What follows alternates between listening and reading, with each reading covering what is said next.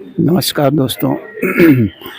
India which always wishes for the peace, not only for an individual, a family, or a particular society or country, but always wishes a peace for entire world. Not for only world, but for entire universe. अंतरिक्ष तक की शांति की कामना भारतीय संस्कृति करती रही है। हम पूरी वसुधा को एक परिवार मानते रहे हैं। वसुधैव कुटुम्बकम हमारी सनातन संस्कृति का मूल मंत्र रहा है। ऐसे में भारत का बहुत बड़ा दायित्व बनता है युद्ध से पीड़ित इस दुनिया में, चाहे वो रशिया और यूक्रेन का वार हो या फिर आज लेटेस्ट जो इज़राइल और फ़िलिस्तीन हमास के उग्रवादियों द्वारा युद्ध हो रहा है। मित्रों, इस पूरे युद्ध में आप देखिए तो सबसे ज़्यादा पीड़ित अगर कोई हो रहा है तो बच्चे और महिलाएं हैं। हमास ने इज़राइल पे जो आक्रमण किया वो निश्चित रूप से निंदनीय है। और सबसे दुखद यह है कि अपराध जो है संक्रमणीय होता है।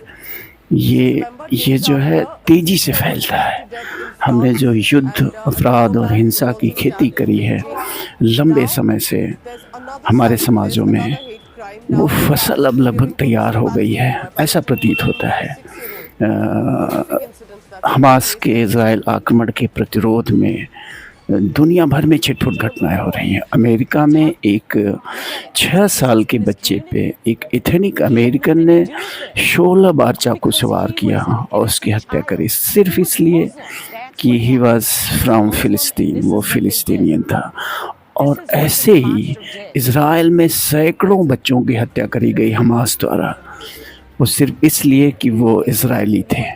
उन बच्चों का कोई दोस्त नहीं था, न तो उस बच्चे का दोस्त था जो अमेरिका में बुरी तरह से चाकुओं से गोद के मारा गया, और न ही उन सैकड़ों बच्चों और महिलाओं का कोई दोस्त था जो इज़राइल में हमास के दुर्दांत और बर्बर आतंकियों द्वारा मारे गए।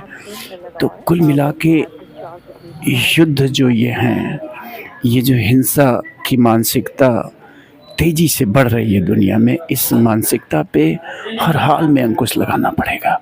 और मेरी आज की इस वीडियो का मकसद सिर्फ ये है कि ऐसे हिंसाग्रस्त और अपराधग्रस्त दुनिया में भारत का रोल बहुत बढ़ जाता है।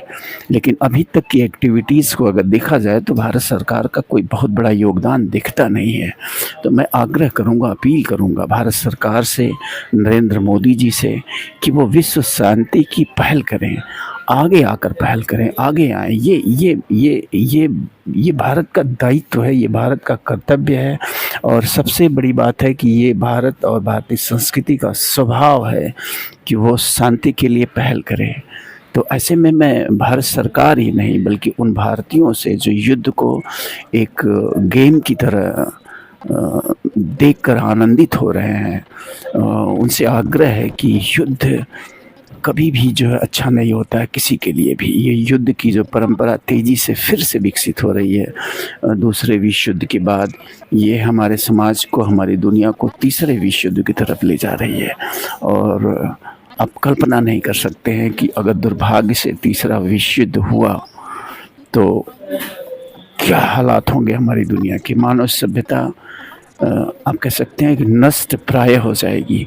अगर कुछ बचेगा भी तो वो लोग, वो देश घुट-घुट के जिएंगे, क्योंकि इस कदर जो है रेडिएशन फैल चुका रहेगा पूरी दुनिया में कि ये दुनिया जीने लायक नहीं रह जाएगी। तो मैं फिर से अपील करूँगा भारत के प्रधानमंत्री जी से, भारत सरकार से, कि शांति की पहल में खुद ब खुद आगे आएँ। यही भारत का कर्तव्य है, यही भारत का दायित्व है, क्योंकि ये दुनिया में अगर शांति स्थापित की जा सकती है तो मेरा जो व्यक्तिगत मानना है वो सिर्फ़ और सिर्फ सनातन संस्कृति, सनातन दर्शन, सनातन मूल्यों के आधार पे उनको बढ़ावा देकर ही विश्व को शांति की तरफ ले जाया जा सकता है और पूरी दुनिया में शांति और समृद्धि स्थापित की जा सकती है।